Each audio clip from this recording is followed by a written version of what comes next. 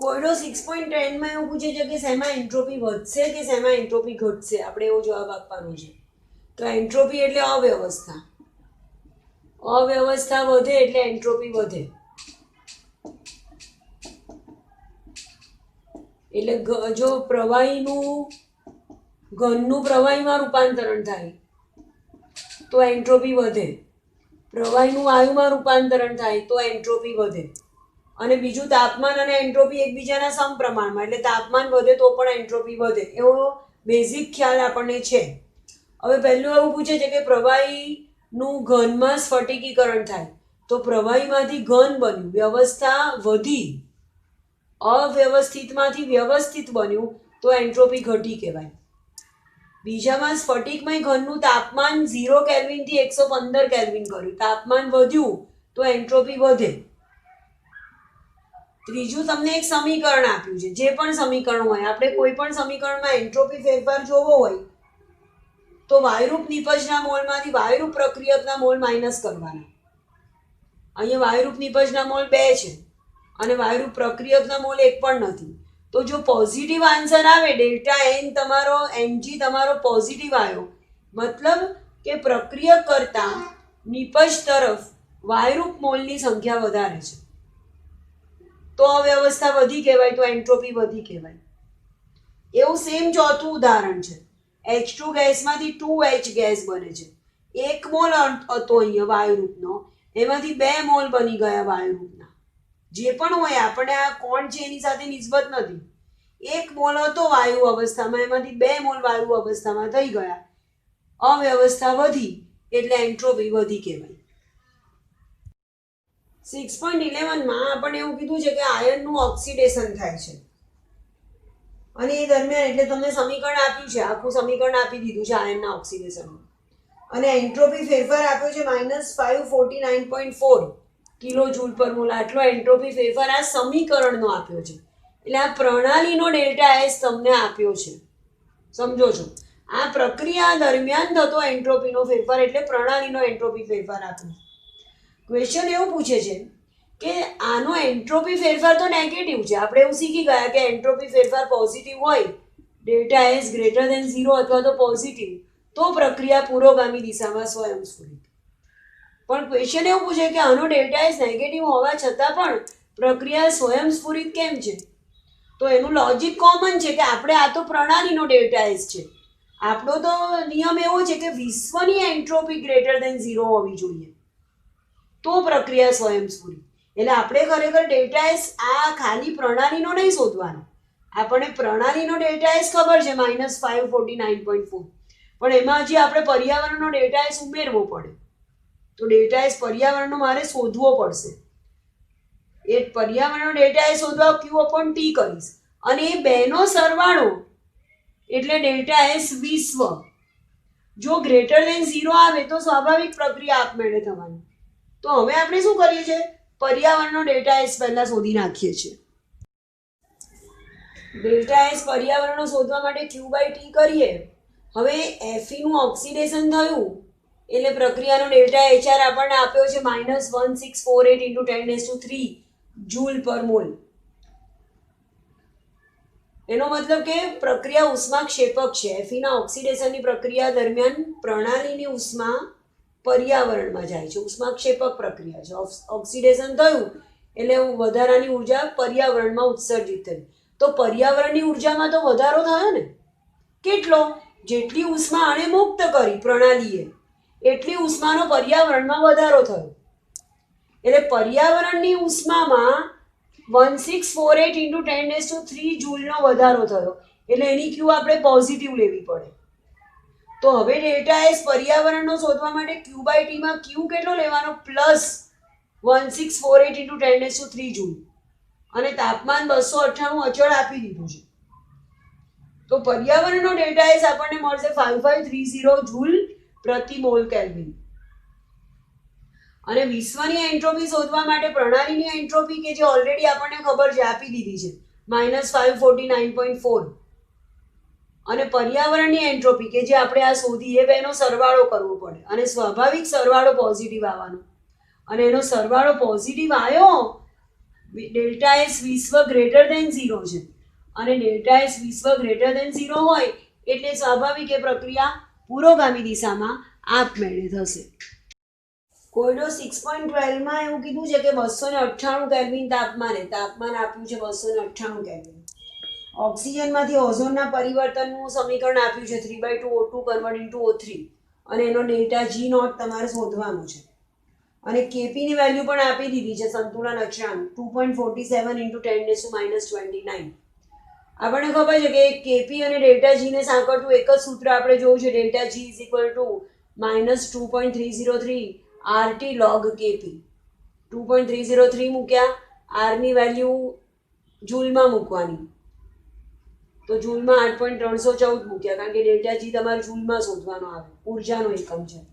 તાપમાન આપી દીધું છે 298 કેલ્વિન અને લોગ કેપી તો લોગ કેપી ની વેલ્યુ મૂકી દીધી અને બધાનો ગુણાકાર કરીશું તો આપણને 163,000 જૂલ પ્રતિ મોલ મળશે કે જે ડેલ્ટા જી ની વેલ્યુ છે. ખાલી સૂત્રમાં કિંમત જ મૂકવાની છે. 6.13 માં તમને સમીકરણ આપ્યું છે અને એનો સંતુલન અચળાંક કે તમારે શોધવાનો છે અને ડેલ્ટા જી ની વેલ્યુ આપી દીધી છે કિલો જૂલમાં. હવે હમણાં સૂત્ર વાપર્યું એ જ સૂત્રનો ફરીથી ઉપયોગ કરીએ છીએ. Delta G is equal to -2.303 RT log K અને આપણે log K શોધવાનો છે તો log K ને સૂત્ર કરતા કરું છું તો minus delta G naught upon 2.303 RT. માઇનસનો માઇનસ મૂક્યો, ડેલ્ટા જી 13.6 કિલો જૂલ છે એને બદલે 13.6 ઇન્ટુ 10⁻³ જૂલમાં મૂક્યું માઇનસ 2.303 આર ની કિંમત મૂકી 8.314 અને તાપમાન 298 કેલ્વિન આપી દીધું છે. અને ના આપ્યું હોય તો પણ પ્રમાણિત છે એટલે આપણે 298 તાપમાન મૂકીશું તો મને વેલ્યુ મળી log k ની 2.38 પણ આપણે તો k શોધવાનો છે તો k નો એન્ટીલોગ k log k 2.32 મળ્યું અને 2.32 નો એન્ટીલોગ શોધો એટલે તમને જવાબ k મળશે. તો 2.32 નો એન્ટીલોગ આવશે 2.4 ઇન્ટુ 10⁻². તો આવી રીતે આપણે સંતુલન અચળાંક શોધી શકીશું. સ્વાધ્યાયના ક્વેશ્ચન નંબર 1 માં એમસીક્યુ છે, પહેલો, બીજો, ત્રીજો, ચોથો. પહેલા ક્વેશ્ચનમાં અવસ્થા વિધેય કોણ છે તો જેનું મૂલ્ય પથથી સ્વતંત્ર હોય એને અવસ્થા વિધેય કહેવાય. ક્વેશ્ચન 2 માં સમોષ્મી પ્રક્રમ એટલે તમે શીખી ગયા છો 5 પ્રકારના પ્રક્રમમાં. સમોષ્મી પ્રક્રમમાં ઉષ્માનું વિનિમય નથી થતો એટલે Q0. ક્વેશ્ચન નંબર 3 માં પ્રમાણિત અવસ્થામાં તત્વની એન્થાલ્પી તો કોઈ પણ તત્વ કે જેની મૂળ પ્રમાણિત અવસ્થામાં હોય, દાખલા તરીકે H2 ગેસ ફોર્મમાં હોય, O2 ગેસ છે અથવા તો સોડિયમ સોલિડ છે તો એની એન્થાલ્પી આપણે 0 ડેલ્ટા H 0 સ્વીકારી લઈએ છીએ. મિથેનના દહન સમીકરણ માટે ડેલ્ટા H અને ડેલ્ટા U વચ્ચેનો સંબંધ પૂછ્યો છે. બહુ અગત્યનો એમસીક્યુ છે આ. મિથેનનું દહન સમીકરણ લખીએ તો CH4 gas plus 2O2 gas gives CO2 gas plus 2H2O liquid.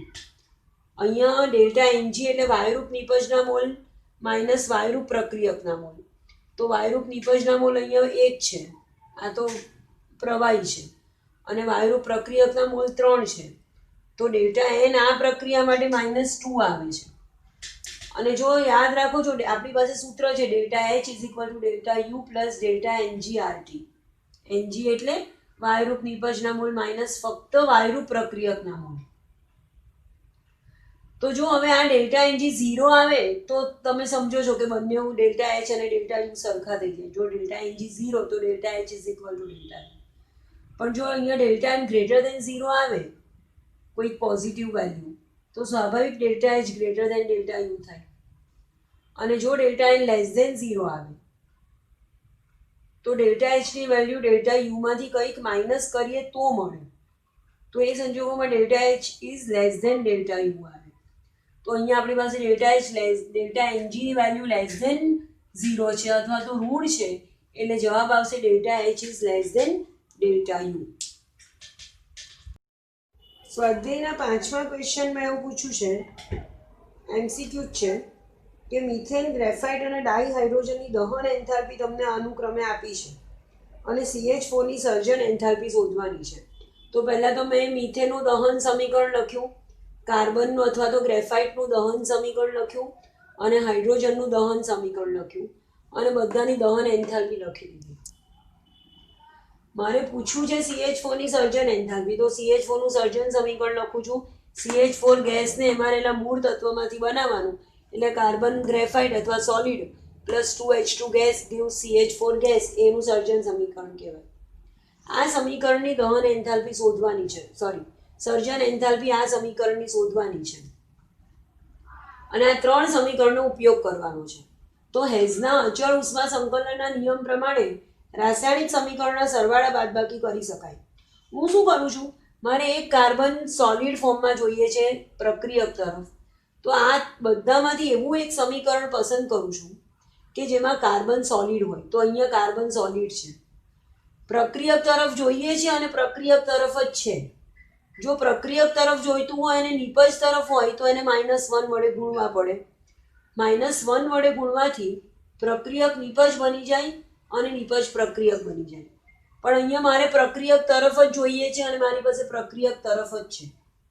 હવે મારે કેટલા કાર્બન જોઈએ છે? એક જ, અને મારી પાસે છે પણ એક જ. સપોઝ મારે અહીંયા 2 જોઈતા હોત અને સમીકરણમાં એક જ હોત, તો હું આખા સમીકરણને એની એન્થાલ્પી સાથે 2 વડે ગુણી નાખત. પણ મારે એવું કશું નથી જોઈતું. મારે એક C સોલિડ પ્રક્રિયક તરફ જોઈએ છે અને મારી પાસે એક C સોલિડ પ્રક્રિયક તરફ છે, એટલે હું સમીકરણ B ને ખાલી એક જ વડે ગુણું છું. સમીકરણ B ને 1 વડે ગુણું છું. જેવું હતું એવું સમીકરણ પાછું એની એન્થાલ્પી સાથે લખ્યું છે. બીજું, મારે 2H2 ગેસ ફોર્મમાં પ્રક્રિયક તરફ જોઈએ છે.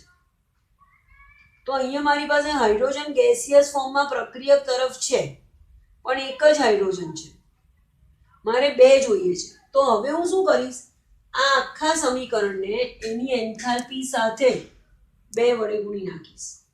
સમીકરણ C ને 2 વડે ગુણું છું અને સમીકરણ આ મેં ફરીથી લખ્યું છે 2 વડે ગુણીને, અને એની એન્થાલ્પીને પણ 2 વડે ગુણી નાખી છે.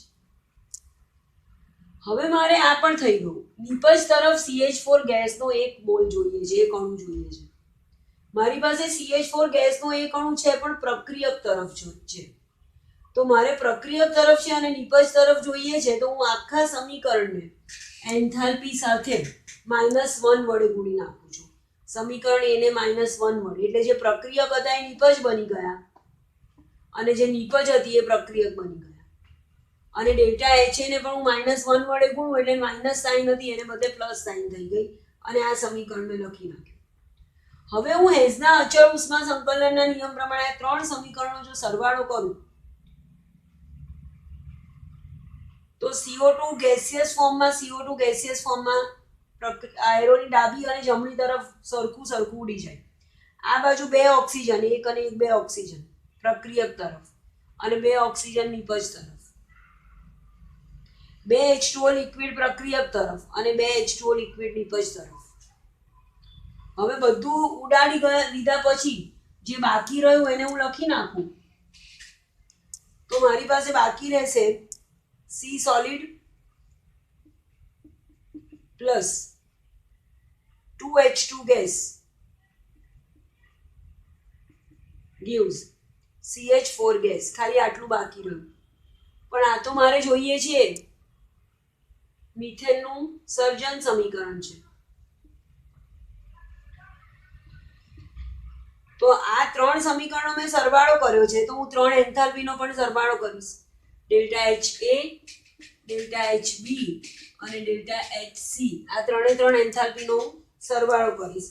તો મને આ અહીંયા વેલ્યુ મળશે ડેલ્ટા H ની -74.8 કિલોજૂલ પર મોલ. અને આ કઈ એન્થાલ્પી છે? પ્રમાણિત અવસ્થામાં છે, એટલે ઉપર નોટ તો મૂક્યો જ, અને પ્લસ આ સર્જન એન્થાલ્પી છે મિથેનની. તો delta HF naught methane is equal to -78.4 kilojoule પર મોલ.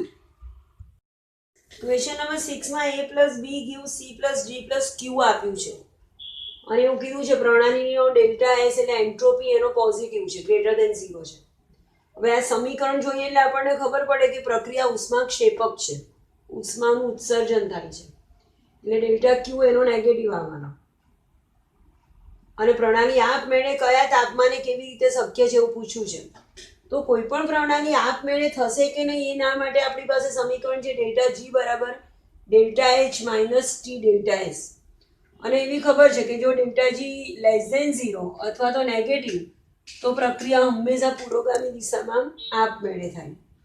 જો ડેલ્ટા જી પોઝિટિવ અથવા તો ગ્રેટર ધેન 0 તો પ્રક્રિયા પુરોગામી દિશામાં આપમેળે ના થાય પણ પ્રતિગામી દિશામાં આપમેળે થાય. અને જે પ્રક્રિયાનો ડેલ્ટા જી 0 છે એ પ્રક્રિયા સંતુલનમાં છે, કોઈ દિશામાં આગળ નહીં વધે. તો મારે ડેલ્ટા જી શોધવો પડે તો મને ખબર પડે કે પ્રક્રિયા આગળ વધશે કે કઈ દિશામાં થશે. ડેલ્ટા જી બરાબર delta H minus T delta H છે. હવે ડેલ્ટા એચ નેગેટિવ છે, ટી અને ડેલ્ટા એચ તો પોઝિટિવ છે, તો આ વેલ્યુ તો માઇનસ જ આવવાની, અને માઇનસ માઇનસ બેનો સરવાળો કરું છું એટલે માઇનસ જ આવવાનો. એનો મતલબ કે ડેલ્ટા જી કોઈ પણ સંજોગોમાં નેગેટિવ જ આવશે, એટલે કોઈ પણ તાપમાને પ્રક્રિયા આપમેળે થશે. ક્વેશ્ચન નંબર 7 માં પ્રણાલી દ્વારા ઉષ્મા શોષાય છે એવું કીધું છે. પ્રણાલી જ્યારે ઉષ્માનું શોષણ કરે છે તો એ ઉષ્મા શોષક પ્રક્રિયા કહેવાય. અને ઉષ્મા શોષક પ્રક્રિયાનો ક્યુ આપણે પોઝિટિવ લઈએ છીએ એવી ખબર છે. જો પ્રક્રિયા ઉષ્મા ક્ષેપક હોત તો આપણે ક્યુ માઇનસ લેવાનું, અને ઉષ્મા શોષક છે તો આપણે ક્યુ પોઝિટિવ લીધું. બીજું, પ્રણાલી દ્વારા કાર્ય થાય છે. કાર્ય તમને ખબર છે W બે પ્રકારના હોય. જો પ્રણાલી દ્વારા, પ્રણાલી વડે, પ્રણાલીથી કાર્ય થાય તો આપણે W નેગેટિવ લઈએ છીએ, અને પ્રણાલી પર કાર્ય થાય, પ્રણાલીમાં કાર્ય થાય તો આપણે W પોઝિટિવ લઈએ છીએ. અહીંયા પ્રણાલી દ્વારા કાર્ય થયું એટલે W કેવો લીધો? નેગેટિવ. અને આંતરિક ઉર્જાનો ફેરફાર ડેલ્ટા યુ બરાબર ક્યુ પ્લસ ડબલ્યુમાં ક્યુ અને ડબલ્યુ ની વેલ્યુ મૂકી દઈએ તો આપણને ડેલ્ટા યુ ની વેલ્યુ 307 જૂલ મળશે. ક્વેશ્ચન નંબર 8 માં ક્વેશ્ચન એવો છે કે સાયનેમાઇડ NH2CN સોલિડ એની ડાયઓક્સિજન સાથેની પ્રક્રિયા બોમ્બ કેલરીમીટરમાં કરવામાં આવી અને ડેલ્ટા યુનું મૂલ્ય -742.7 કિલો જૂલ પર મોલ 298 કેલ્વિન તાપમાને મેળવ્યું. તો પ્રક્રિયા માટે 298 કેલ્વિન તાપમાને એન્થાલ્પી ફેરફાર ગણો. અને સાયનેમાઇડનું સમીકરણ તમને દહન સમીકરણ આપી દીધું છે. એમાં સાયનેમાઇડ NH2CN solid plus 3/2O2 gas gives N2 gas plus CO2 gas plus H2O liquid. હવે ડેલ્ટા એચ શોધવા માટે આપણી પાસે સૂત્ર છે delta H is equal to delta you plus delta NgRT. એમાં ડેલ્ટા યુ તો ઓલરેડી તમને -742.7 કિલો જૂલ આપી દીધો છે, લખી દીધો. ડેલ્ટા Ng એટલે વાયુરૂપ નિપજના mole, N product minus N reactant. વાયુરૂપ ફક્ત વાયુરૂપ નિપજના મોલમાંથી ફક્ત વાયુરૂપ પ્રક્રિયકના મોલ માઇનસ કરવાના એટલે ડેલ્ટા Ng મળે. આ સમીકરણમાં વાયુરૂપ નિપજ ખાલી 1 ને 1 બે જ છે, અને વાયુરૂપ પ્રક્રિયકના મોલ ખાલી 3/2 એટલે 1.5 જ છે. આ તો સોલિડ છે. તો ડેલ્ટા Ng મને મળ્યો 0.5, એ મૂકી દીધો મેં ડેલ્ટા Ng. R ની વેલ્યુ અહીંયા તમારો જે ડેલ્ટા યુ છે એ કિલો જૂલમાં છે, તો R તમે કિલો જૂલમાં લેવો પડે. ડેલ્ટા યુ ની જે કે ડેલ્ટા એચ ની જો એકમ હોય એ તમારે R નો એકમ લેવો પડે. R જૂલમાં હોય તો sorry delta H K delta you જો જૂલમાં આપ્યો હોય તો R જૂલમાં લેવાનો, અને જો કિલો જૂલમાં આપ્યો હોય તો કિલો જૂલમાં. R ની વેલ્યુ જૂલમાં લેવી હોય તો 8.314 લેવાય, અને જો એને કિલો જૂલમાં કન્વર્ટ કરવું હોય તો 8.314 × 10⁻³ કરવા પડે. તો R મૂક્યા, અને તાપમાન 298 કેલ્વિન આપી દીધું છે, મૂકી દીધું, અને ગુણાકાર અને સરવાળો કરે તો ડેલ્ટા એચ ની વેલ્યુ મળશે આપણને -741.5 કિલો જૂલ પર મોલ. એવી જ રીતે ક્વેશ્ચન નંબર 9 માં તમને કીધું છે કે 60 ગ્રામ એલ્યુમિનિયમનું તાપમાન 35 ડિગ્રી સેલ્સિયસ થી 55 ડિગ્રી સેલ્સિયસ સુધી વધારવા માટે જરૂરી ઉષ્માના કેટલી કિલો જૂલમાં ઉષ્મા જોઈએ એવું પૂછ્યું છે. એલ્યુમિનિયમની મોલર ઉષ્માધારિતા 24 જૂલ પ્રતિ મોલ કેલ્વિન આપી છે. મોલર ઉષ્માધારિતા એલ્યુમિનિયમની આપી દીધી છે 24 જૂલ પ્રતિ મોલ કેલ્વિન. હવે આપણી પાસે કેટલી ઉષ્માનો જથ્થો જરૂર પડશે એ શોધવા માટે ઉષ્માધારિતાવાળી થિયરીમાં સૂત્ર આપ્યું છે તમને ક્યુ એટલે જરૂરી ઉષ્મા, જે આપણે અહીંયા શોધવાની છે, ઇઝ ઇક્વલ ટુ N એટલે મોલ ગુણ્યા Cm મોલર ઉષ્માધારિતા ગુણ્યા ડેલ્ટા ટી. કોના મોલ? આપણે એલ્યુમિનિયમના મોલ શોધવાના. તો વજન તો તમને 60 ગ્રામ આપી દીધું છે એલ્યુમિનિયમનું. અને 27 એનો અણુભાર, તો 60/27 એ એલ્યુમિનિયમના મોલ મળ્યા. સીએમ મોલર ઉષ્માધારિતા 24 જૂલ પર મોલ કેલ્વિન આપી દીધું છે. અને તાપમાનનો તફાવત કીધો છે કે 55 થી 35, 35 થી 55 એટલે 20 ડિગ્રીનો તફાવત આવ્યો. તો ડેલ્ટા T20 લખ્યો, વેલ્યુ મૂકી દઈ ગુણાકાર કરીશું તો આપણને જોઈતી એલ્યુમિનિયમના તાપમાનમાં 35 ડિગ્રીથી 55 ડિગ્રીનો ફેરફાર કરવા માટે જરૂરી ઉષ્મા 1.07 કિલો જૂલ પર મોલ એ મળશે.